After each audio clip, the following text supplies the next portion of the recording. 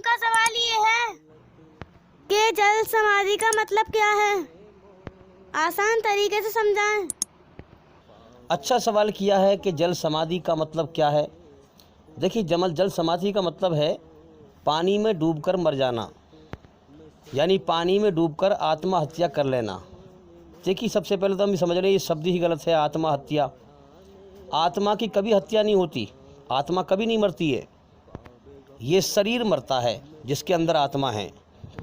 शरीर मर जाता है और इंसान की आत्मा इस दुनिया से हमेशा के लिए चली जाती है, लेकिन मरती नहीं है। तो जल समाधि का मतलब है कि इस दुनिया से अपनी आत्मा की हत्या कर लेना, सिर्फ इस दुनिया से, ना कि मरने के बाद। मरने के बाद आत्मा नहीं मरती है, आत्मा की हत्या नहीं होती है, शरीर मरता है। मैं ये भी समझ रहा हूँ कि ये सवाल आपने किसके बारे में किया है। सरयू में महंत परमहंस नाम का एक पंडित है जिसने जल समाधि लेने का ऐलान किया था कि अगर फ़लाँ तारीख को देश को हिंदू राष्ट्र ना बनाया गया, मुसलमानों से उनके अधिकार ना छीने गए, तो मैं फ़लाँ तारीख को जो है जल समाधि ले लूँगा, यानी कि पानी में डूबकर मर जाऊँगा, आत्महत्या कर लूँगा। अब मेरे भाइयों, इस जल समाधि या आत्महत्या पर गौर किया जाए तो बिल्कुल ये अज्ञानी और जाहिल लोगों की बात है, जिसके अंदर दो पैसे की अकल नहीं होती। नाम तो इन लोगों ने बड़े लंबे चौड़े ज्ञानियों वाले रख रखे हैं, संत महंत परमहंस, बड़े अच्छे सुहावने नाम धर रखे हैं बड़े ज्ञानियों वाले। लेकिन ज्ञान एक पैसे का नहीं है, अज्ञानता ही अज्ञानता भरी पड़ी है दिमाग के अंदर। देखिए, हमने आपको पहले भी समझाया था कि इंसान छोटा या बड़ा उम्र से नहीं बनता, कर्मों से बनता है, अच्छे कर्मों से और बुरे कर्मों से। हर ऐब और हर बुराई से पवित्र सिर्फ संसार का सच्चा मालिक ही है, अल्लाह ईश्वर। तो हमने आपको समझाया था कि इंसान के लंबे बाल देखकर, धर्म गुरु का चोला पहने हुए देखकर, सफ़ेद बाल देखकर उसके बहकाए में ना आओ। हाँ, क्योंकि ज़्यादातर दुनिया में बिगड़ी हुई अकल है। आप उसके अल्फाज से, उसके शब्दों से गौर करो कि ये सच्चा है कि झूठा है, ये किस रास्ते पर चल रहा है, ये शैतानी रास्ते पर है या ईश्वर के रास्ते पर है। ईश्वर की रचना के आधार पर चल रहा है, अच्छाई पर, या ईश्वरी रचना के खिलाफ चल रहा है, बुराई पर, अधर्म पर चल रहा है। तो धर्म का लंबा चौड़ा जो है चोला पहने हुए देखकर किसी के बहकाए में ना आया करो कि लंबे बाल हैं साहब और उसका इतना बढ़िया जो है रूप बना रखा है, या मौलवी है, दाढ़ी है, टोपी है, या कोई पंडित है। इस चक्कर में बहकाए मत आया करो, बल्कि उसकी बात पे गौर किया करो, ये शब्द क्या बोल रहा है, ईश्वरी रचना के आधार पर बोल रहा है या खिलाफ बोल रहा है। अब आप समझ सकते हैं कि जिस आदमी को अपनी ज़िंदगी के ख़त्म होने का अगले पल का भरोसा ना हो और वो हिंदू राष्ट्र घोषित करने की कोशिश कर रहा है, हिंदुस्तान इतना बड़ा है, वो इतनी बड़ी चुनौती दे रहा है, यानी उसकी नज़रों में और इंसान है ही नहीं, सब मक्खी मच्छर हैं, वही इंसान है बस खाली। यानी ये बेचारा फैसला करेगा कि हिंदू राष्ट्र घोषित होगा। अब आप उसके शब्दों से समझ सकते हैं कि कितनी बिगड़ी हुई अकल है। देखिए, संसार के सच्चे मालिक ने सबसे पहले कलम को पैदा किया, फिर दवात को पैदा किया, फिर इंसानों की अकल को पैदा किया, और सारी अकलों से फिर कहा, फिर क्या फरमाया कि ए अकल, अगर दुनिया में जाकर तूने मुझे बिन देखे मेरी तरफ ध्यान लगाया, मेरी खोज की, मेरी बनाई हुई रचना के आधार पर मेरे हुक्मों को पहचाना, मेरी तरफ ध्यान लगाया, तो मैं तेरी अकल को सुधार दूंगा अपनी बनाई हुई रचना के आधार पर। तो मेरे भाइयों, जो बिन देखे अपने मालिक को पहचानता है, उससे डरता है, वो कभी भी उसकी बनाई हुई रचना के खिलाफ नहीं चलता, वो कभी भी जो है शैतानी अधर्म पे नहीं चलता, वो कभी भी धरती पर फसाद नहीं फैलाता। और फिर आगे संसार के सच्चे मालिक अल्लाह ईश्वर ने फरमाया, कहा, ए अकल, अगर तूने मेरी तरफ ध्यान न लगाया, हाँ, दुनिया के खेल तमाशे में लगा रहा और मेरी बनाई हुई रचना के खिलाफ शैतान के रास्ते पर चलता रहा, तो मैं तेरी अकल को ख़राब कर दूंगा, मैं तेरी अकल बिगाड़ दूंगा। तो मेरे भाइयों, हकीकत में जिस मालिक ने हमें बनाया है, जिसने हमारे अंदर अपनी रचना रची है, जीवन कदम रखने से पहले सोचना रचना के आधार पर कि क्या सही है क्या गलत है, जिसने हमें जीवन देकर जीवन जीने का तरीका सिखाया कि सच बोलना अच्छा काम है, झूठ बोलना बुरा काम है, अच्छाई पर चलना अच्छा काम है, बुराई पर चलना बुरा काम है। अगर इंसान उस मालिक की तरफ ही ध्यान ना लगाएगा जिसने जीवन दिया है, तो मेरे भाइयों उसकी अकल अल्लाह ताला ख़राब कर देगा और हकीकत में ख़राबी हो जाती है। अब ये भाई पंडित जो है आपको देखने में तो इंसान दिखाई दे रहा है, मगर इसकी अकल जो है ख़राब हो चुकी है। काश ये अपने बनाने वाले मालिक को पहचानता, जिसने मुझे गंदे पानी कतरे से इंसान बनाया है, मेरी जान उसके कब्जे में है, जब चाहे मुझे इस दुनिया से मौत देकर उठा सकता है। तो ये आज हिंदू राष्ट्र अपने घमंड में जो है, इसके अल्फाज में देखें शब्द में कितना घमंड है, हिंदू राष्ट्र घोषित किया जाए। अगर ये अपने सच्चे मालिक को पहचानता होशो हवास में आकर के, तो ये कभी भी ऐसे घमंड के अल्फाज ना बोलता, दुनिया में हमेशा जीने का सपना ना देखता, दुनिया को हमेशा का घर ना समझता और यहाँ फसाद फैलाने की कभी भी बात ना करता। वल्कन अगर सच्चाई पे होता तो अपने ही फिक्र में पड़ जाता कि मालिक मेरा क्या बनाएगा। अगर उसे मैं नाराज़ करके मर गया, उसकी बनाई हुई रचना के खिलाफ चल के मर गया शैतान के रास्ते पर, तो वो मरने के बाद मेरा क्या बनाएगा। तो जो लोग अपने बनाने वाले सच्चे मालिक की तरफ बिन देखे गौर करते हैं, उसकी खोज करते हैं, उसे राज़ी करने की मेहनत करते हैं उसकी बनाई हुई रचना के आधार पर, तो अल्लाह ईश्वर उसकी अकल को सुधार देता है। और जब इंसान की अकल सुधरती है और सच्चाई के होश में आता है, तो धरती पर चलने फिरने वाले सारे इंसानों में सबसे ज़्यादा बेकार अपने आप को समझता है और सबकी इज्जत करता है, चाहे वो रक्शे वाला हो, चाहे कोई भी हो, चाहे वो गरीब हो या अमीर हो, सबका सम्मान करता है, सबकी इज्जत करता है, किसी को धरती पर तकलीफ़ नहीं देता है। और जो इंसान अल्लाह ईश्वर की बनाई हुई रचना के खिलाफ चलता है, धरती पर फसाद फैलाता है, शैतान के रास्ते पे चलता है, अधर्म पे चलता है, याद रखना जो शैतान के रास्ते पे चलेगा, अधर्म पे चलेगा, ईश्वरी रचना के खिलाफ चलेगा, वो धरती पर फसाद ही फैलाएगा, अल्लाह उसकी अकल ख़राब कर देगा। यही दलील है कि आप देखते हैं कि दुनिया के संबंध में तो लोग बात ठीक ठीक करते हैं, जब उनसे दुनिया की बात करते हैं तो सही सही बात करते रहते हैं, और जब अल्लाह के संबंध में बात करते हैं तो उनकी बातें फिर टेढ़ी मेढ़ी शुरू हो जाती हैं, उनकी अकल जो है गलत चलना शुरू हो जाती है, और फिर वो धर्म के नाम पे झगड़ा करना शुरू कर देते हैं, फसाद फैलाना शुरू कर देते हैं, क्योंकि अल्लाह ने उनकी अकल ख़राब कर रखी है। ये नहीं है कि अल्लाह ने ज़बरदस्ती उनकी अकल ख़राब कर रखी है, जैसी उनकी नीयत है, सोच है, अल्लाह ने वैसी फ़ैसला कर रखा है उनके साथ। भाई वो तो मालिक है, उसने इम्तिहान लेने के लिए छूट दिया इंसान को, अच्छाई पे चल या बुराई पे चल। अब जैसी इंसान नीयत करेगा अल्लाह ताला उसके साथ में वैसी फ़ैसला कर देगा, फिर मौत के बाद उसको जैसा कर्म किए वैसे बदला देगा।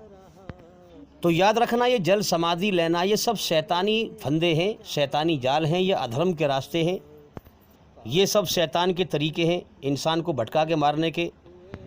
अब सुनिए, संसार के सच्चे मालिक का सच्चा धर्म इस्लाम आत्महत्या करने के बारे में क्या कहता है। देखो, मैं बार बार कहता रहता हूँ कि आप हमारी बात सुनते रहें और सच और झूठ का फटाफट फैसला करते रहें, क्या सच है और क्या झूठ है, और जोश में नहीं होश में आकर बात को समझें, तो हम शैतान के रास्ते से बच सकते हैं और अपने बनाने वाले सच्चे मालिक के सच्चे धर्म को समझ सकते हैं। अब देखिए, संसार के सच्चे मालिक के आखिरी पैगंबर, आखिरी सच्चे पैगंबर, आखिरी अंतिम संदेश था, सच्चे संदेश था, मोहम्मद सल्लल्लाहु अलैहि वसल्लम ने आत्महत्या करने के बारे में क्या बताया है, क्या फरमाया है, आइए हम बयान करते हैं आपके सामने। आपसे उम्मीद है कि आप लोग ध्यान लगाकर सुन रहे होंगे। फरमाया कि दुनिया में जो दुख, तकलीफ़, परेशानी जो भी आती हैं, अल्लाह ईश्वर की तरफ से आती हैं और इम्तिहान के लिए आती हैं। इंसान को दुखी नहीं होना चाहिए, परेशान नहीं होना चाहिए, वल्कन दुख, तकलीफ़, परेशानी तो अल्लाह की रहमत है, इम्तिहान के लिए आती है, ईश्वर की कृपा और दया है, बंदे को जो है इम्तिहान लेने के लिए, छांटने के लिए आती है। और अल्लाह ईश्वर की ये कुदरत हर इंसान के साथ है, हर इंसान पे दुख तकलीफ़ आते हैं, हालात आते हैं, इसीलिए इम्तिहान लेने के लिए, छांटने के लिए कि ये दुखों में मेरा शुक्र अदा करता है, मेरे नाम पे सब्र करता है या मेरी नाशुक्री करता है। तो मोहम्मद सल्लल्लाहु अलैहि वसल्लम ने फरमाया, तुम पर कितने ही दुख, तकलीफ़ या परेशानी आए, आत्महत्या करने की तमन्ना कभी मत करना, यानी मरने की तमन्ना कभी मत करना अपनी तरफ से, वल्कन तुम अल्लाह ईश्वर से ये प्रार्थना करना, ये दुआ करना कि ए अल्लाह, ए ईश्वर, तूने मुझे ये जीवन दिया है, तूने मेरे जीवन की शुरुआत कराई है, तो जब तक इस दुनिया में मेरी ज़िंदगी तेरे लिए, मेरे लिए नहीं, तेरे लिए बेहतर है और सही है, जब तक इस दुनिया में मेरा ज़िंदा रहना तेरे लिए बेहतर है, तब तक तू मुझे इस दुनिया में ज़िंदा रख, और जब तेरे लिए, तेरे नज़दीक मेरी मौत बेहतर हो, तो मुझे इस दुनिया से मौत देकर उठा ले। तो मेरे भाइयों, आप समझ सकते हैं कि हमारा बनाने वाला मालिक है, उसकी मर्जी पर राजी रहें, वो जो चाहता है उसकी चाहत को पूरा करें। इसीलिए उसने इस दुनिया में हमें भेजा है, यही हमारा इम्तिहान है। अब आप समझ सकते हैं कि सच्चा धर्म क्या कहता है कि मालिक की मर्जी पर राजी रहो। उसने जीवन दिया है वही तुम्हें पालेगा, जिसने पेट लगाया है वही भरेगा। हालात, दुख, तकलीफ जो आते हैं वो इम्तिहान के लिए आते हैं, उनसे परेशान ना हो। अब आप समझ सकते हैं कि इंसान ज़्यादातर दुनिया में दुख, तकलीफ, परेशानी, मुसीबतों से तंग आकर ही आत्महत्या करने की सोचता है। मगर इस बाबा पर तो कोई दुख तकलीफ नहीं है, कोई परेशानी नहीं है। इसके अंदर तो आप समझ सकते हैं कितनी नफ़रत भरी हुई होगी मुसलमानों के खिलाफ़, जो इसने आत्महत्या करने का ऐलान किया। अब आप खुद समझ सकते हैं कि यह आदमी अधर्मी है या धर्म पर चलने वाला है। नफ़रत वही करता है जो अधर्म पे होता है, जो ईश्वरी रचना के खिलाफ चलता है, वही शैतान के रास्ते पे होता है, अधर्मी होता है। सच्चे धर्म पर, संसार के सच्चे धर्म इस्लाम पर चलने वाला कभी किसी से नफ़रत नहीं करता। उसका ख्याल, उसका गुमान, उसकी सोच ये होती है कि इस धरती पर जितने भी जीव हैं सब ईश्वर अल्लाह के पैदा किए हुए हैं, तो वो अल्लाह ईश्वर से मोहब्बत करता है और उसको राज़ी करने के लिए उसके पैदा किए हुए हर जीव से मोहब्बत करता है, उससे नफ़रत नहीं करता। अब आप खुद समझ सकते हैं इस इंसान को ना इस पर कोई दुख है ना कोई तकलीफ़ है, बल्कि ये इसने आत्महत्या करने का, मरने का ऐलान क्यों किया? तो इसको संसार के सच्चे मालिक के सच्चे धर्म से नफ़रत है। क्यों नफ़रत है? क्योंकि ये उसकी तारीफ़ पर राज़ी नहीं होते ऐसे लोग। तो अब आप इस शख्स की मानसिकता को समझ सकते हैं कि इसकी मानसिकता, इसकी सोच कितनी घटिया और कितनी गिरी हुई और कितनी गंदी और कितनी शैतानियत की है। क्योंकि जो इंसान घमंड करता है, अपने मालिक की तारीफ़ पर राज़ी नहीं होता, अल्लाह उसकी अकल ख़राब कर देता है। और आपने गौर किया, ऐलान तो इसने कर दिया, मैं जल समाधि ले लूँगा अगर हिंदू राष्ट्र घोषित न किया गया। और जब वो समय पूरा हुआ, जब आत्महत्या करने का समय आया, पानी में डूब के मरने का समय जब आया, तो कमरे में जाकर दुबक गया। बुज़दिल आदमी कमरे में जाके दुबक गया और नए नए बहाने बनाने लगा कि पुलिस के सामने जल समाधि नहीं लूँगा, कि ये नहीं होगा, कि फलाना नहीं होगा, कि ढिमाका नहीं होगा। तो ये लोग फ्रॉडी होते हैं, झूठ बोलकर धोखा देना इनका पेशा होता है, काम होता है। और आपको जो है ज़्यादातर गुंडे, मवाली, बदमाश आपको धर्म का चोला पहने हुए मिलेंगे, क्योंकि धर्म की आड़ में ये बच जाते हैं, बच भी जाते हैं और इनकी फिर पूजा भी होती है, इनको बड़ा सम्मान मिलता है। और बग़ैर मजदूरी किए, बग़ैर मेहनत करे हराम का खाने को मिलता रहता है। तो भाई याद रखें, संसार का सच्चा बनाने वाला मालिक वो हमारा सबका इम्तिहान ले रहा है, सबके कर्म छांट रहा है, कौन कैसे कर्म कर रहा है। फिर असल ज़िंदगी मौत के बाद है, जो जैसे कर्म करके मरा उसको वैसे ही बदला देगा। तो अब आप समझ सकते हैं कि इस्लाम धर्म में आत्महत्या करना कितना बड़ा गुनाह है, पाप है। और ये इंसानी शक्ल में शैतान इसको पुण्य समझ रहा है।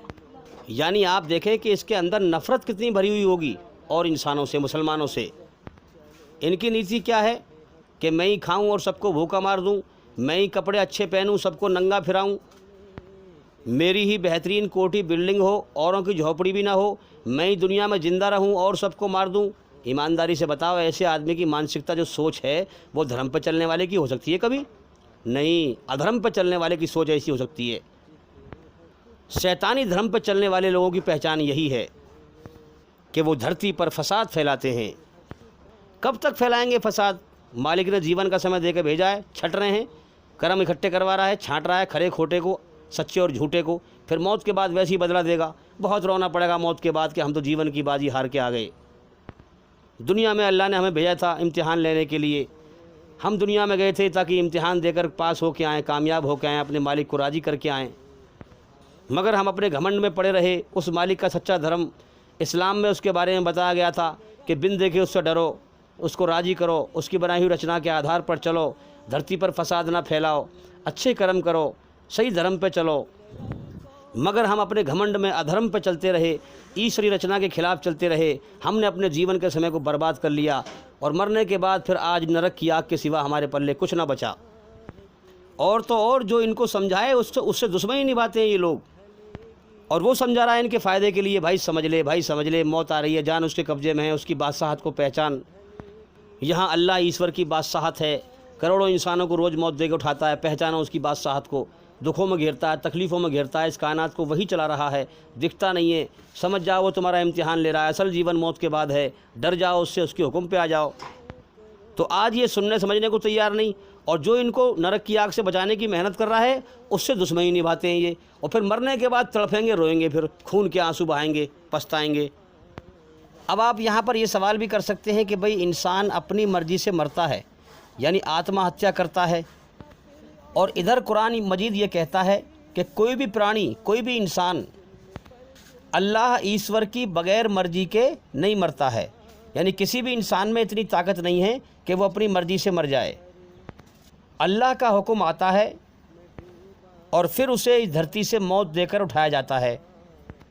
अब ये टकराव की बात होगी कि नहीं, इस बात को समझना है, ज़रा ध्यान लगा करके गौर से सुनना है ज़रा बात को। देखिए, अल्लाह ईश्वर को हर इंसान के पैदा करने से पहले ही पता है कि कौन इंसान दुनिया में जाकर कैसे कर्म करेगा। ये अल्लाह का एक्स्ट्रा इल्म है, एक्स्ट्रा ज्ञान है, इसीलिए वो अंतर्यामी है, आलिमुल गैब है, खुली और छुपी बातों का जानने वाला। अब यहाँ पर अज्ञानी लोग क्या कहते हैं, जो जाहिल लोग हैं वो क्या कहते हैं कि जो मैं कर रहा हूँ, चोरी डकैती बदमाशी शराब पीना जुआ खेलना, जो मैं कर रहा हूँ अल्लाह के यहाँ पहले लिखा हुआ है, ईश्वर के यहाँ पहले लिखा हुआ है, तो फिर मैं कहाँ कसूरवार हूँ भाई। सही बात यह है कि अल्लाह ने, ईश्वर ने तुझे जीवन दिया, तेरे सामने दो रास्ते कर दिए और तुझे फ्री विल दे दिया, छूट दे दी, और दो रास्ते तुझे समझा दिए। सच बोलना अच्छा काम है, झूठ बोलना बुरा काम है, अच्छाई पर चलना अच्छा काम है, बुराई पर चलना बुरा काम है। ईश्वर ने अपनी अच्छाई में तेरे अंदर सुकून रखा, शैतान की बुराई से बेचैनी और नफ़रत रखी। अब इसके बाद तुझे फ्री विल दिया, छूट दिया। अब जो तू करने वाला है वो अल्लाह का एक्स्ट्रा इल्म है, उसके यहाँ पहले ही लिखा हुआ है, छूट देकर जो तू करने वाला है। अल्लाह ईश्वर ने तुझे अच्छे बुरे कर्म करने से रोका नहीं है, उसने तुझे ढील दे रखी है दोनों रास्तों की। अगर वो रोकना चाहे तो तू एक कण के बराबर भी जुल्म नहीं कर सकता है, एक कण के बराबर भी गलत काम नहीं कर सकता है। उसने तुझे दोनों रास्तों की छूट देकर, और तू क्या करने वाला है वो उसके यहाँ पहले लिखा हुआ है। ये उसका एक्स्ट्रा इल्म है, एक्स्ट्रा ज्ञान है। अब तू बता, अब तू अपने बुरे कर्मों को उसके यहाँ कैसे झुटलाएगा, कैसे तू झूठ बोलेगा वहाँ, क्योंकि अल्लाह के यहाँ तो पहले लिखा हुआ है, वो तो मालिक है। बड़े बड़े सूरमा, बड़े बड़े पहलवान, बड़े बड़े बलवान उसके दरबार में कांपेंगे। वो तेरी जवान में ताला लगा देगा, तेरे शरीर के अंगों से बात करेगा, तेरे शरीर के अंग बोलेंगे उससे, तेरी खाल बोलेगी, तूने क्या क्या जुर्म किए थे, क्या क्या तूने फसाद फैलाया था। अब यहाँ सोचने की बात है कि अब इंसान, तू यहाँ दुनिया में जी रहा है, तेरे सामने उसने दो रास्ते कर रखे हैं। अगर तू अच्छा कर्म करता है तो तुझे नहीं रोकता वो हैं, अगर तू बुरा कर्म करता है तो तुझे नहीं रोकता। हाँ, तेरे अंदर बेचैनी पैदा करता है, तुझे संकेत देता है कि बुराई के रास्ते पर न चल, शैतान के रास्ते पर न चल, ये मेरे खिलाफ है, मैंने तुझे पैदा किया है।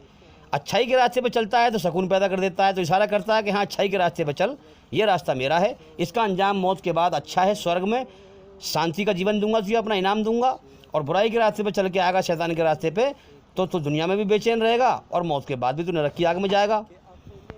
लेकिन अल्लाह, जब तू इंसान अल्लाह के इशारों को जो है उल्लंघन जाता है, उनका उल्लंघन करता है, अल्लाह ने तेरे अंदर बेचैनी पैदा करी गुनाह करने से, लेकिन तू बाज ना आया, तू आगे बढ़ गया, तूने उसकी धर्म परायणता की नीति को ठुकरा दिया और तू आगे बढ़ गया। उसने तुझे इशारा किया, बेचैनी की, लेकिन तू ना माना, आगे बढ़ गया। तो उसने कुछ तेरा हाथ तोड़ दिया, उसने कुछ तेरे पैर तोड़ दिए। अगर वो चाहे तुझे एक पल में अंधा कर दे, तेरे हाथ तोड़ दे, पैर तोड़ दे, उसके लिए कुछ मुश्किल है। लेकिन उसने तुझे इम्तिहान के लिए पैदा किया है, जीवन का समय दिया है। असल जीवन मौत के बाद है। यहाँ तुझे कर्म करने की छूट दी है, अपने इशारे भी किए हैं जीवन जीने के, और कुरान मजीद को भेजा है अपनी बनाई हुई रचना के आधार पर। उसने अपने हुक्म भेजे हैं कि जो इंसान, जो मेरा पैदा किए हुआ इंसान मेरी बनाई हुई रचना के आधार पर मेरे कुरान मजीद के ज़रिए से मेरे हुक्मों पर चलकर अपनी आत्मा और शरीर को बुराई की गंदगी से पवित्र करके आया, मर के आया, वो मेरे स्वर्ग, मेरे जन्नत का हकदार होगा, वो मेरे इनाम का हकदार होगा। जो मेरे सामने झुककर मेरी तारीफ़ पर राज़ी होकर मेरे सामने अपने घमंड को मिटाकर मुझे राज़ी करके आया, वो मेरे इनाम का हकदार होगा। और जो अपने घमंड में मेरी बनाई हुई रचना के खिलाफ चल के आया, धरती पर फसाद फैला कर आया, जिसने मेरी खोज ना करी, मेरी नेमतों की कदर ना करी, मेरा एहसान ना माना, मेरा इनकार किया, फसाद फैला के आया, शैतान के रास्ते पे चल के आया, मेरी बनाई हुई रचना के खिलाफ चल के मर के आया, तो वो मेरी सज़ा का हकदार है नरक की आग में। यही जीवन जीने के दो रास्ते ईश्वर ने हमें दिए हैं, और इन दो रास्तों के इशारे वो हर वक्त करता है, हर समय करता है। और इन दो रास्तों के दो अंजाम बता दिए हैं उसने मौत के बाद, कि असल ज़िंदगी मौत के बाद है, और इन दो रास्तों के दो अंजाम ये हैं, स्वर्ग और नरक। तो अब हम दुनिया में अच्छे कर्म करें या बुरे कर्म करें, खुले में करें या छुपे में करें, वो मालिक हमें नहीं रोकता, बस इशारे करता है। हमें अंदर से जो है समझाता है कि अच्छाई का अंजाम अच्छा है दुनिया में भी और मौत के बाद भी, और बुराई का अंजाम बुरा है दुनिया में भी और मौत के बाद भी। तो वो हमें पकड़ता नहीं है अच्छे बुरे कर्म करने से, रोकता नहीं है हमें। उसने हमें फ्री विल देकर, छूट देकर, अब हम क्या करने वाले हैं ये अल्लाह के यहाँ पहले लिखा हुआ है। हम आत्महत्या करेंगे या क्या करेंगे, अल्लाह के यहाँ पहले लिखा हुआ है। तो तू दुनिया में कैसे कर्म करके मरेगा ये अल्लाह के यहाँ पहले लिखा हुआ है। इसी हिसाब से हर इंसान की मौत का वक्त उसके यहाँ उसने मुकर्रर कर रखा है, तय कर रखा है। जब तय कर रखा है तो अल्लाह की बगैर मर्जी के कोई मर नहीं सकता। अब देखो ना, इस महंत ने ऐलान किया था कि मैं फ़लाँ तारीख को जो है जल समाधि ले लूँगा, आत्महत्या कर लूँगा, लेकिन अल्लाह की तरफ से इसका समय नहीं था, नहीं मरा ये। लोग कहते हैं ना कि भाई आज तो मैं मरते मरते बचा, आज मेरा एक्सीडेंट हो जाता, आज तो मैं मरते मरते बचा। अरे तेरा वक्त ही नहीं आया था, जिस दिन वक्त आ गया ना तो बचते बचते मर जाएगा। जब तेरे सच्चे बनाने वाले मालिक अल्लाह की तरफ से तेरा वक्त आ जाएगा मौत का, तो तू बचते बचते मर जाएगा। तो याद रखें, इस दुनिया में इंसान अपना मुकद्दर लेके आता है, उम्र और रिजक, और इस दुनिया से कर्म लेके जाता है। अब किस्मत तो लिखता है इंसान की अल्लाह, ईश्वर। अब इंसान अच्छे बुरे कर्म करके अपनी ज़िंदगी को अच्छी बुरी खुद बनाता है। अल्लाह ने उसको छूट दे रखी है, कोई से रास्ते पर चल, अच्छाई पर चल या बुराई पर चल। तो किस्मत तो लिखता है अल्लाह, अब इंसान अच्छे बुरे कर्म करके अपनी ज़िंदगी को अच्छी बुरी खुद बनाता है। उसी हिसाब से मरने के बाद की ज़िंदगी में इंसान के साथ फैसला होगा, अच्छे कर्मों का अच्छा बदला मिलेगा और बुरे कर्मों की सज़ा मिलेगी। तो ये ज़िंदगी ईश्वर की तरफ से, अल्लाह की तरफ से मौत के बाद की ज़िंदगी के लिए एक परीक्षा है, एक इम्तिहान है, एक टेस्ट है। जो उसकी कदर करके मरेगा, उसको राज़ी करके मरेगा, वो उसके इनाम का हकदार बनेगा, और जो उसे भूल कर उसकी नाशुक्री करके शैतान के रास्ते पर चल के मरेगा, उसकी बनाई हुई रचना के खिलाफ चल के मरेगा, वो नरक में सजा पाएगा। तो असल ज़िंदगी मरने के बाद है भाई। देखो, इम्तिहान में रिज़ल्ट जो है छुपाया जाता है। तो मौत के बाद की ज़िंदगी अल्लाह ने, ईश्वर ने छुपा रखी है हमसे इस दुनिया में। जब हम मरेंगे तो फ़ौरन यहाँ से आँख मिचेंगी, वहाँ जाके आँख खुल जाएंगी। आज हमें यकीन नहीं होता कि मौत के बाद ज़िंदगी है। अगर बच्चा माँ के पेट में हो और उससे कोई कहे कि बेटा तू बहुत बड़ी दुनिया में जाने वाला है अब, तो वो तो माँ के पेट को दुनिया समझ रहा है ना, वो यकीन नहीं करेगा। उसके लिए माँ का पेट ही दुनिया है। अगर उससे कहा जाए इस दुनिया के लिए कि तू बहुत बड़ी दुनिया में जाने वाला है, तो वो यकीन नहीं करेगा। इसी तरह से अब फिर उसको आना पड़ता है, माँ के पेट से बाहर निकल के आता है इतनी बड़ी दुनिया में।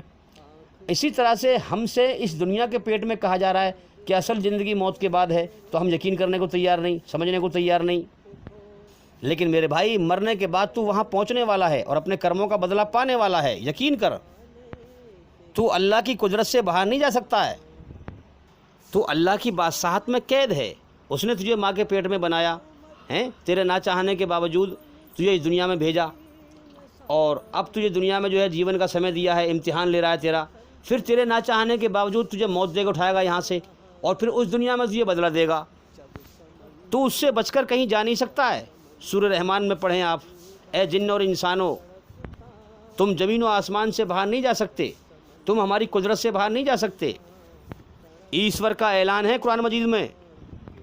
अब यहाँ पर एक सवाल और उठता है, कोई भी सवाल पूछ सकता है कि भाई ये बताओ, जब ईश्वर को, अल्लाह को इंसान को पैदा करने से पहले ही पता है कि दुनिया में जाके क्या करेगा, तो फिर दुनिया में इंसान को भेजा ही क्यों है?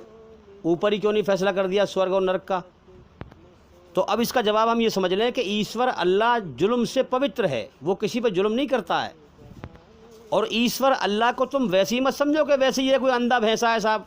मेरे भाई, ईश्वर अल्लाह को आप इस कायनात के चलने से समझें कि कितने सूझबूझ के साथ वो कायनात को चला रहा है। तो इस संसार का सच्चा मालिक, ये दलील है इस बात की कि वो कितनी सूझबूझ वाला है। उसने इस कायनात में एक कण के बराबर भी कोई चीज़ बिना मतलब के पैदा नहीं की है। बिना मकसद के पैदा नहीं किए, बेकार पैदा नहीं किए, हर चीज़ का एक मकसद है। तो सूझबूझ के साथ ही उसने हमारी रचना रची है नाप तोल कर, और हमारा इम्तिहान ले रहा है। अब उसने ऊपर ही क्यों नहीं फैसला कर दिया, सवाल ये है। तो मेरे भाई इसका जवाब ये है कि उसे जैसे कि मालूम है कि दुनिया में जाकर कौन कैसे कर्म करेगा, उसका ज्ञान है, उसको एक्स्ट्रा इल्म है इस बात का, तो वो जैसे जानता है इस चीज़ को। अगर वो चाहता, जैसे कि उसको मालूम है कि कौन बुरे कर्म करके मरेगा, मुझे नाराज़ करके मरेगा, और कौन मुझे राज़ी करके मरेगा, जन्नत वाले कौन से हैं, जहन्नुम वाले कौन से हैं, स्वर्ग वाले कौन से हैं, नरक वाले कौन से हैं, जैसे कि उसको मालूम है पहले से ही। अगर वो वहीं पर फैसला कर देता बगैर कर्म कराए, बगैर इम्तिहान लिए, तो जो लोग जाते स्वर्ग में उन्हें तो कोई एतराज़ ना होता, वो तो नहीं झगड़ते हैं। लेकिन जो लोग जाते नरक में वो एतराज़ करते अल्लाह पर, वो झगड़ते कि या अल्लाह कम से कम तू हमारा इम्तिहान तो लेता, तू हमारा टेस्ट तो लेता, कम से कम तू हमें बगैर इम्तिहान के खामखा हम पर जुल्म कर रहा है, हम नरक की आग में डाल रहा है। तो उसी इम्तिहान के लिए, कर्म कराने के लिए अल्लाह ने इंसान को दुनिया में भेजा है। और इसीलिए आप देखते हैं कि हर इंसान दुनिया में अपना मुकद्दर लेके आता है, उम्र और रिज़्क़, और इस दुनिया से एक सुई, दुनिया की जो है एक चीज़ भी, एक सुई भी यहाँ से लेके नहीं जाता, अपने इम्तिहान देकर और अपने कर्म लेके जाता है, जीवन का समय पूरा करके। इसकी मिसाल आप इसे ऐसे समझिए, जैसे मान लो बच्चों को जो है टीचर पढ़ाते हैं 1 साल, और पढ़ाने के बाद फिर उनका इम्तिहान लेते हैं, टेस्ट लेते हैं। तो जो मास्टर होते हैं, टीचर होते हैं, उनको खूब अच्छी तरह पता होता है कि पढ़ने में कौन से बच्चे मेहनती हैं और कौन से मेहनती नहीं हैं, कौन से बच्चे ईमानदारी से पढ़ते हैं, मेहनत से पढ़ते हैं, और कौन से बच्चे शरारती हैं, कौन से बच्चे ईमानदार हैं, कौन से बच्चे बेईमान हैं। मास्टरों को पता होता है कि नहीं। अब अगर उनका जो है मास्टर टीचर अगर उनके टेस्ट ना लें, पेपर ना कराएं, और उनके हाथ में रिजल्ट दे दें उनके हाथ में बिना टेस्ट लिए, तो जो बच्चे पास हुए हैं उन्हें तो कोई दिक्कत नहीं होगी। जो फेल हुए हैं वो झगड़ेंगे टीचर लोगों से, अरे क्या आपने हमारा इम्तिहान तो लिया नहीं है, खामखा आपने रिजल्ट दे दिया फेल का हमें। लेकिन अगर टीचर लोग टेस्ट लेने के बाद, पेपर के बाद अगर रिजल्ट देंगे, तो फिर टीचर कोई जुल्म नहीं करेंगे फिर, और ना बच्चों को एतराज़ होगा। अगर ईमानदारी से टेस्ट किए जाएं, जो बच्चे मेहनती हैं उन्हें अपनी मेहनत पे जो है वो भी सोचेंगे भाई हमने मेहनत करी है, हमने जो है सही पेपर दिए, हमने पढ़ाई करी है, सही पेपर दिए हमने, इसलिए हम पास हुए हैं। और जो बेईमान हैं वो कहेंगे यार हमने वाकई में मेहनत नहीं करी यार, हमने कोई गौर नहीं किया, ध्यान नहीं दिया, हमने सही से उत्तर नहीं दिए, हमने सही से पढ़ाई नहीं की, इसलिए हम फेल हो गए। तो उन्हें भी कोई जो है एतराज़ ना होगा। तो अल्लाह ईश्वर को नाराज़ करके मरने वाले, इम्तिहान दे के मरने वाले, जब अल्लाह ताला नरक में डालेगा, सज़ा देगा, तो उन्हें कोई एतराज़ ना होगा कि हाँ हमने गलत हैं, हम हैं ही गलत है, हम अल्लाह की तारीफ़ पर राज़ी ना हुए, अपने घमंड में पड़े रहे हुए। अल्लाह का पैगाम आया था, ईश्वर का पैगाम आया था कि बिन देखे उससे डरो, उसकी बनाई हुई रचना के आधार पर जीवन जियो। उसकी किताब थी कुरान मजीद, मगर हमने अपने घमंड में माना नहीं, हम अधर्म पर चलते रहे, हम धरती पर फसाद फैलाते रहे, हम शैतान के रास्ते पर चलते रहे, यहाँ तक कि हमने जीवन का समय बर्बाद कर लिया जो अल्लाह की तरफ से मिला हुआ था।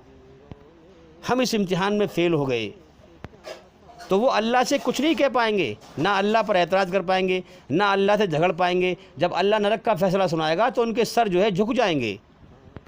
तो अल्लाह ताला फरमाएगा ले अपने कर्म का बदला ले, ये है तेरे कर्म का बदला, जा नरक की आग में। इसीलिए कुरान मजीद में संसार का सच्चा मालिक सूरह फातिहा में सबसे पहली सूरा में फरमाता है, मालिक यौमुद्दीन, मैं बदले के दिन क़यामत का मालिक हूँ, यानी जिसने जैसे कर्म किए हैं उसको वैसे ही बदला दूँगा। कल क़यामत के दिन हम किसी पर जुल्म ना करेंगे, जिसने जैसे कर्म किए हैं उसको वैसे ही बदला देंगे। तो इंसान को कम से कम गौर करना चाहिए कि भाई ज़िंदगी की हकीकत है क्या। यूँ ही मर रहे हैं लोग पट पट, कितने लोगों को रोज़ मौत देकर उठा रहा है अल्लाह ताला। तो कम से कम इंसान को उसकी बादशाहत को देख के गौर करना चाहिए कि भाई मैं तो नहीं चाहता मेरे ऊपर दुख आए, लेकिन वो भेजता है तो मैं रोक नहीं सकता, मैं कितना बेबस हूँ उसके सामने। मैं तो नहीं चाहता कि जो है मुझ पर जो है बीमारी आए, मगर जब वो भेजता है तो मैं रोक नहीं सकता, मैं उसके सामने बेबस हूँ। कितने लोगों को मौत दे के मिट्टी में मिला रहा है।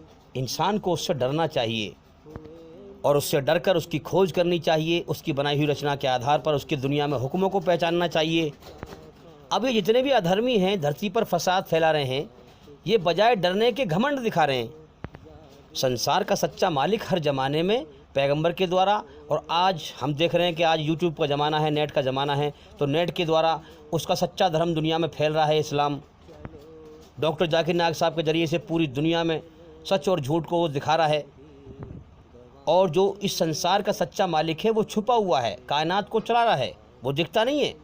तो उस डॉक्टर जाकिर नायक साहब ने उस छुपे हुए मालिक जो कायनात को चला रहा है उसकी तारीफ बताई और उसके सारे कानून बताए। तो ये अधर्मी बजाय उससे डरने के, बजाय झुकने के, अपने घमंड में आ गए। और उनके ज़रिए से जो लोग सभी धर्मों में जो लोग कन्फ्यूज़ थे, शैतानी धर्म पे थे, वो सच्चाई को समझे। जो डरने वाले थे अपने मालिक से, वो इस्लाम में आ गए। अब इनको नफ़रत हुई इस बात से। आज लोग दुनिया में कन्फ्यूज हैं कि यार ये हिंदू जो है इतने पागल क्यों हो रहे हैं।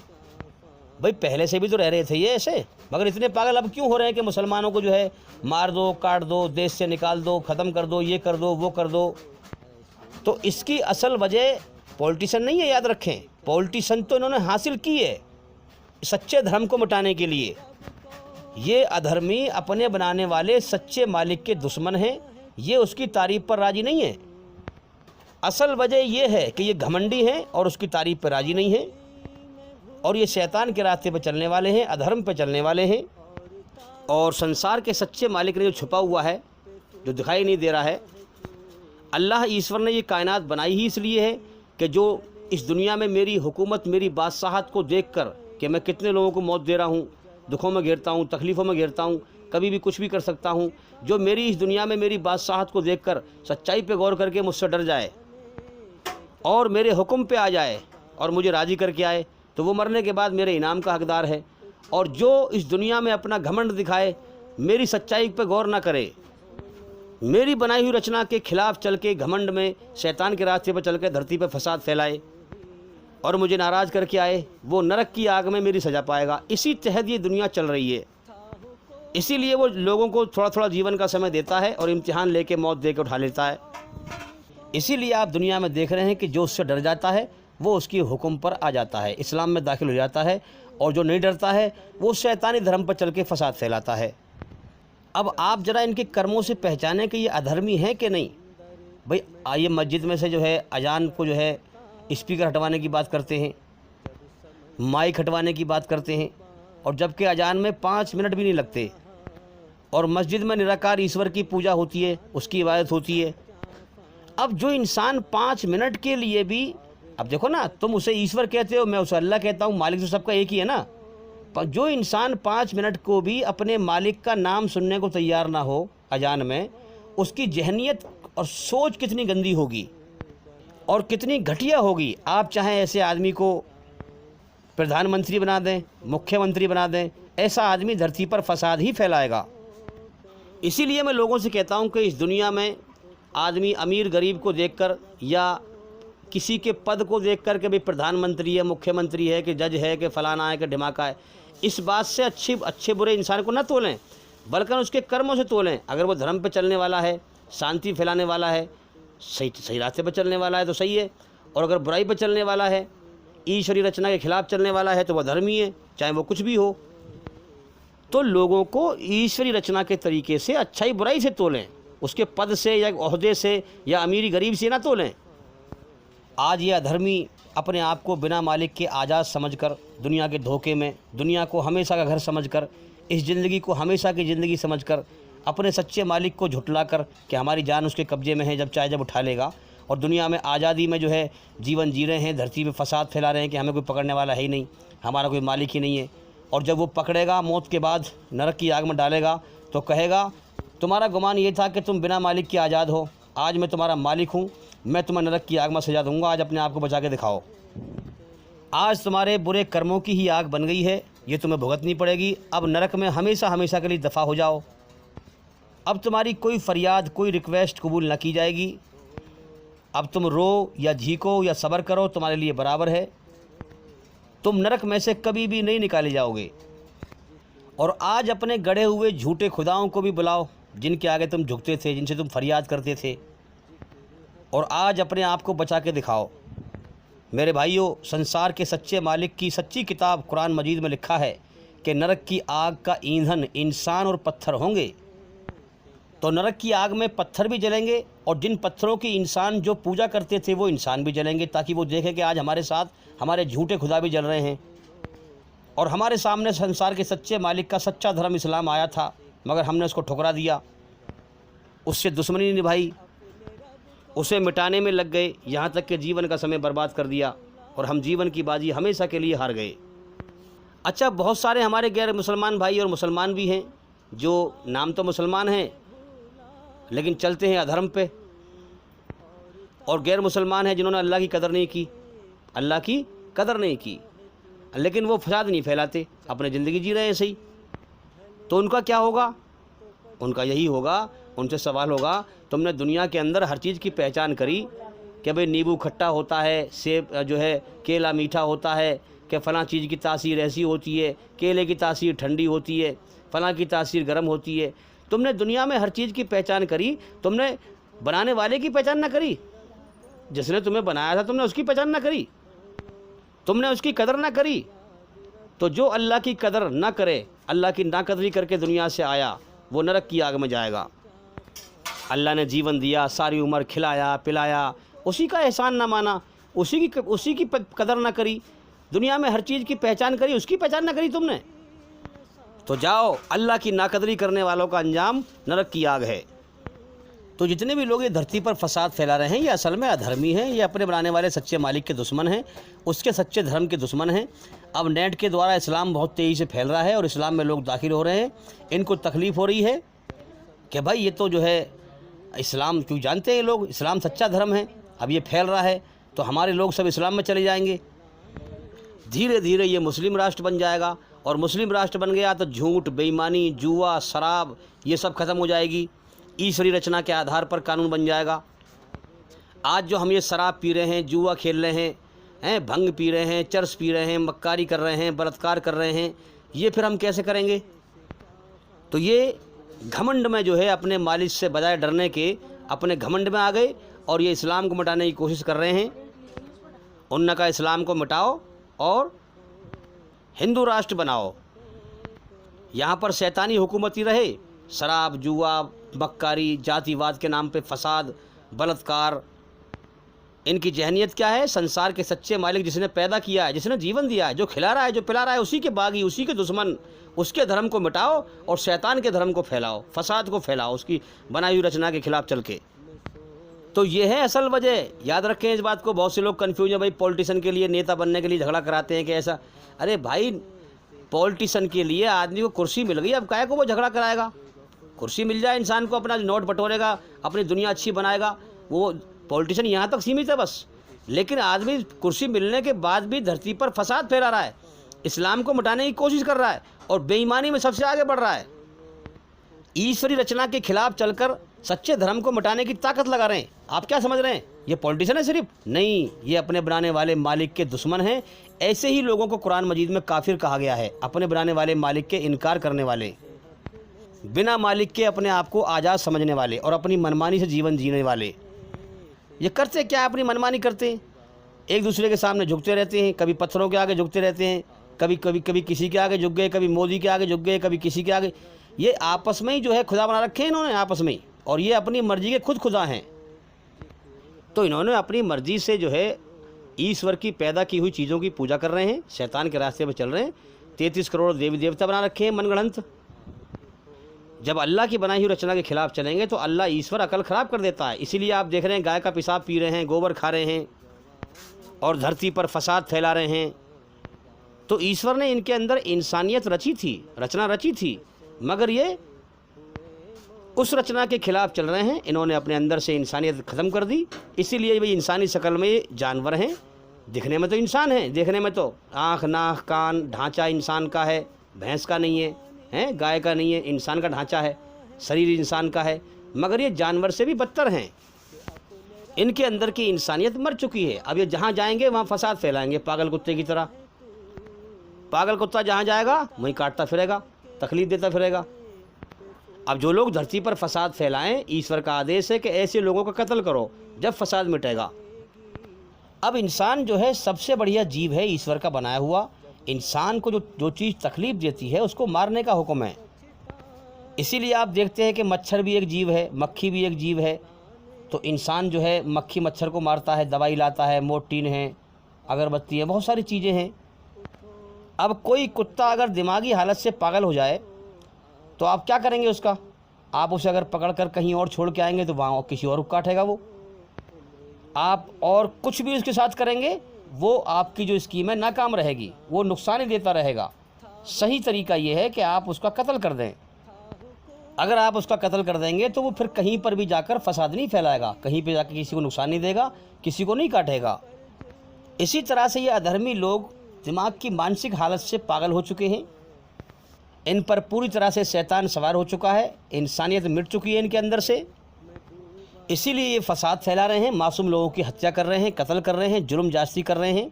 इस्लाम ने हुक्म दिया है, संसार के सच्चे मालिक के सच्चे धर्म ने हुक्म दिया है कि जालिमों को पहले प्यार से समझाओ, और जब प्यार से समझाने के सारे रास्ते बंद हो जाएं और जालिम जुल्म से बाज ना आएँ तब धर्म युद्ध करो। अब ये अच्छे लोगों को हुक्म मिल रहा है कि तुम धरती पे से फसाद को मिटाने के लिए, कि इन लोगों ने फसाद फैला रखा है, धर्म के नाम पे, जातिवाद के नाम पे लोगों को कत्ल कर रहे हैं, बलात्कार कर रहे हैं, खुल्लम खुल्ला देख नहीं रहे आप, इनकी बुराइयां खुल के सामने आ रही हैं। अब हर इंसान की अकल का टेस्ट है अल्लाह की तरफ से कि कौन सच को पहचानता है और कौन झूठ को पहचानता है। खामोशी के साथ वो कायनात को चला रहा है और सबकी अकल का इम्तिहान ले रहा है। तो जब प्यार मोहब्बत से जालिमों को जुल्म से रोकने के सारे रास्ते बंद हो जाएं और जालिम जुल्म से बाज ना आएँ तो फिर ऐसे लोगों से धर्म युद्ध करो, उनका कत्ल करो। वो शैतान की राह में लड़ेंगे, तुम अल्लाह की राह में लड़ोगे जिसने तुम्हें पैदा किया है। हाँ, अगर तुम मरोगे तो स्वर्ग में जाओगे मौत के बाद, अगर वो मरेंगे तो नरक की आग में जाएंगे। लेकिन मेरे भाइयों, धरती पर फसाद को मिटाने के लिए, अमन शांति कायम करने के लिए कुछ लोगों को जान देनी पड़ेगी। अब जान देंगे ईमानदार लोग, ईमान वाले, जो ईश्वरी रचना के आधार पर अपने ईश्वर, अपने मालिक को पहचान जाएं और उसके हुक्मों को जान जाएं। अब ऐसे लोग बहुत कम हैं, लेकिन अल्लाह ताला इकट्ठे कर रहा है, ऐसी बात नहीं है। अब मुसलमानों को क्यों दुखी कर रहे हैं ये? क्योंकि मुसलमान सच्चाई का दावा करके अल्लाह के साथ फ्रॉडबाजी कर रहे हैं। दावा कर रहे हैं मुसलमान हैं, अल्लाह के आज्ञाकारी हैं, लेकिन कुरान को समझ के नहीं पढ़ते, अपनी मनमानी पर चल रहे हैं, मनमानी के फ़िरक़ों पर चल रहे हैं, अल्लाह की मर्ज़ी को जानने की कोशिश नहीं करते, कुरान समझ के नहीं पढ़ते। अब ये अल्लाह को भूल कर अपनी दुनिया परस्ती में लगे हुए हैं। मैं सबकी बात नहीं कर रहा, अच्छे लोग भी हैं लेकिन बहुत थोड़े, लेकिन ज़्यादातर अल्लाह को भूल कर दुनिया परस्ती में लगे हुए हैं, दुनिया बटोरने में लगे हुए हैं, इस धोखे के जीवन को कामयाब बनाने में लगे हुए हैं। रात दिन लोग मर रहे हैं, कोई गौर नहीं करते कि हम भी मर सकते हैं, हम गौर करें अल्लाह ने क्यों पैदा किया है, हमसे चाहता क्या है। तो अल्लाह ताला मालिक है, सब उसके बंदे हैं, सब उसके पैदा किए हुए इंसान हैं, चाहे वो हिंदू हो, सिख हो, ईसाई हो, कोई भी हो। अब जो इंसान, दो रास्ते उन्होंने सामने कर दिए, जो इंसान जिस रास्ते पर चलना चाहेगा अल्लाह उसके लिए वो रास्ता खोल देगा। अब इन मक्कारों ने, इन धर्मियों ने जो है सोचा कि इस्लाम को मिटाने के लिए ताकत इकट्ठी करो भाई, तो अल्लाह ने रास्ता खोल दिया, इनको सत्ता की ताकत दे दी और बेईमानी से जो है आगे बढ़ रहे हैं, अल्लाह ने रास्ता खोल दिया। लेकिन जीवन का समय दिया है, अल्लाह की ढील को अपनी ताकत मत समझना, जब वो पकड़ेगा ना छुड़ाने वाला कोई नहीं होगा, फिर हमेशा की नाकामी और हमेशा की नरक के सिवा कुछ ना बचेगा। अब ये जो मुसलमान कहला रहे हैं, अल्लाह के साथ फ्रॉडबाजी कर रहे हैं, कुरान को समझ के नहीं पढ़ते, अपनी मनमानी पर चल रहे हैं, रब की मर्ज़ी को नहीं समझते, उसके साथ शिर्क कर रहे हैं, अल्लाह ने इन अधर्मियों का, जानवरों का दिमाग इनकी तरफ फेर दिया ताकि इनकी दुनिया परस्ती बखेरी जाए, दुनिया से इनका ध्यान हटाया जाए। अब तुम देख रहे हो कि बिल्डोजर चल रहे हैं, कभी कुछ हो रहा है, कभी कुछ हो रहा है, ये आग फैलती रहेगी। अब ऐसी हालत में जो मुसलमान अल्लाह से डर जाए और अपनी गलती को सुधारे कि मेरा काम था अल्लाह के दीन को दुनिया में फैलाना, शिर्क ना करना, तौहीद पर चलना, अल्लाह की इबादत करना, अल्लाह को राज़ी करना, जैसे नबी मोहम्मद सल्लल्लाहु अलैहि वसल्लम ने राज़ी करके दिखाया। अब जो ऐसी हालत में अल्लाह की तरफ लौट आए, अल्लाह से माफ़ी मांगे, अपनी गलती को सुधारे और अल्लाह के दीन को समझने में लग जाए, अल्लाह की मर्ज़ी को समझने में लग जाए और उसे दुनिया में फैलाए, अल्लाह से माफ़ी मांगे, तो अल्लाह ताला ऐसे इंसान को माफ़ कर देगा। और ऐसी हालत में जो मुसलमान दुनिया पर में पड़े रहे, तो मेरे भाइयों, ये दुनिया में छोटा अजाब है, अल्लाह का सज़ा है छोटी, कि जो है जानवरों के ज़रिए से सज़ा दिलवाना, और मौत के बाद दर्दनाक सज़ा है, बड़ी सज़ा है अल्लाह की, बड़ा अजाब। एक अच्छी सोच रखने वाला आदमी ये सोचेगा कि भाई मैं हिंदू हूँ तो मैं उसको भगवान कहता हूँ, ईश्वर कहता हूँ, मुसलमान उसी को अल्लाह कहता है, खुदा कहता है, कोई गॉड कहता है, मालिक सबका एक ही है। तो अब इसमें जो है अजान 5 मिनट की भी नहीं लगती। जो आदमी ये सोचता है कि मस्जिद में से माइक हटाओ, अजान नहीं लगनी चाहिए, तो 5 मिनट के लिए भी जो आदमी अपने बनाने वाले मालिक यानी ईश्वर का नाम सुनने को तैयार ना हो, वो मेरे भाइयों अधर्मी हैं, शैतान के रास्ते पर चलने वाले हैं, फसादी हैं। उनके कर्मों से पहचानो। सबका मालिक एक है, सब उससे अलग अलग नामों से पुकारते हैं। वही अल्लाह है, वही ईश्वर है, वही गॉड है, वही खुदा है, वही पालनहार है, रब है। उसी ने पैदा किया है, उसी ने जीवन दिया है, वही हमें खिला रहा है, वही हमें पिला रहा है। तो जिस इंसान के दिल दिमाग में थोड़ी सी भी उस एक मालिक के लिए मोहब्बत होगी, वो कभी किसी को तकलीफ नहीं पहुंचाएगा। वो कहेगा भाई मुसलमान अपने इस हिसाब से उसकी पूजा कर रहा है, मैं अपने और हिसाब से कर रहा हूँ, चाहे वो गलत ही कर रहा हो। मुसलमान ऐसे कर रहा है, सिख ऐसे कर रहा है, ईसाई ऐसे कर रहा है, हम ऐसे कर रहे हैं, भाई सब उसी मालिक का नाम ले रहे हैं। तो वो किसी भी हिसाब से नफरत नहीं फैलाएगा, याद रखें। और जिसके अंदर मैं और घमंड होगा, अकड़ होगी, बिना मालिक के अपने आप को आज़ाद समझेगा, जिस मालिक ने जीवन दिया है। हाँ मेरे भाइयों, कुरान सच्ची किताब है। कुरान में कहा गया है कि ये मेरे नाशुक्रे हैं, मेरे दुश्मन हैं, ये मेरे इनकारी हैं। मैंने इनको जीवन दिया, मैं इनको खिला रहा हूँ, मैं इनको पिला रहा हूँ, मगर ये मेरे दुश्मन हैं और काफिर हैं, इनकारी मेरे। जभी तो इनके अंदर मैं है, घमंड है, जभी तो ये जो है मस्जिदों को तोड़ रहे हैं। तो मेरे भाइयों, इनको परेशानी माइक से नहीं है, लाउड स्पीकर से नहीं है, बल्कि अल्लाह के बोल से है। जो अजान में बोल लगता है अल्लाह अकबर, अल्लाह सबसे बड़ा है। इन गधों को ये सोचना चाहिए कि सबका मालिक एक ही तो है, वही तो सबसे बड़ा है।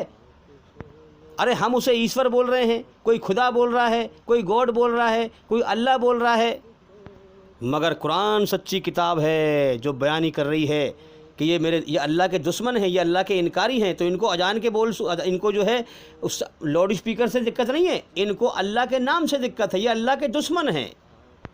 भाई जाहिर सी बात है, जो इंसान जिसको मानेगा उस जैसे कर्म करेगा। अब किसी शख्स से कहा जाए भाई फलां शख्स को कैसे पहचाने, कि भाई अगर उसको पहचानना है तो उसके मानने वालों से पहचान लें उसको, हैं?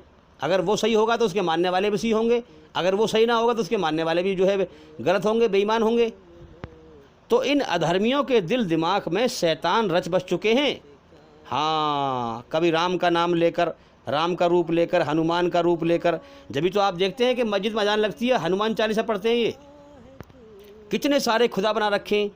अरे ईश्वर की पैदा की हुई चीज़ों की पूजा कर रहे हैं, ईश्वर के अंधे हो गए, अपने बनाने वाले सच्चे मालिक से अंधे हैं, जो निराकार है, जिसका कोई रूप आकार नहीं है। और वेद गवाही दे रही है इस बात की कि जो लोग ईश्वर की बनाई हुई चीज़ों की पूजा करते हैं वो लोग अंधकार में जा रहे हैं, और जो लोग इंसान के हाथ की बनाई हुई चीज़ों की पूजा करते हैं, जैसे मूर्ति है, बहुत सारी चीज़ें हैं जो इंसानों के हाथ की बनाई हुई चीज़ों की पूजा करते हैं, वो और भी बड़े घोर गहरे अंधकार में, नरक के गहरे अंधकार में जा रहे हैं। वेद कहती हैं एकम ब्राह्म द्वितीय नास्ते नैना नास्ते किंचन, भगवान एक ही है, दूसरा नहीं है, जरा सा भी नहीं है। ना तस्य प्रतिमा अस्ति, उस खुदा उस भगवान का कोई रूप नहीं है, कोई अक्ष नहीं है, कोई स्टैचू नहीं है, कोई मूर्ति नहीं है, कोई स्कल्पचर नहीं है, कोई फोटो नहीं है, कोई पेंटिंग नहीं है, उसका कोई आकार नहीं है, वो निराकार है। डॉक्टर जाकिर नाइक साहब ने क्या किया, अल्लाह ताला ने उनके ज़रिए से सारे धर्मों के द्वारा सच और झूठ को दिखाया। अब जो डरने वाले हैं वो अल्लाह से डर कर इस्लाम में दाखिल हो रहे हैं, और जो ना डरने वाले हैं, घमंडी, अपने मालिक के दुश्मन, वो अधर्म फैला रहे हैं, फसाद फैला रहे हैं शैतान के रास्ते पर चल के। तो ये अपने बनाने वाले सच्चे मालिक से अंधे हैं, जो निराकार है। जब भी तो ये मस्जिद के सामने हनुमान चालीसा पढ़ते हैं अजान के वक्त में, और मस्जिद में इनके सच्चे मालिक निराकार ईश्वर की ही पूजा होती है। इन्हें कोई होश नहीं है, और जानते भी हैं इनका इम्तिहान चल रहा है। तो ये शैतानी अधर्म पर हैं, शैतान के बहकावे में चल रहे हैं। जब भी तो ये राम का नाम लेकर फसाद फैला रहे हैं। राम एक इंसानी तो थे, जो मर जाए वो ईश्वर नहीं होता।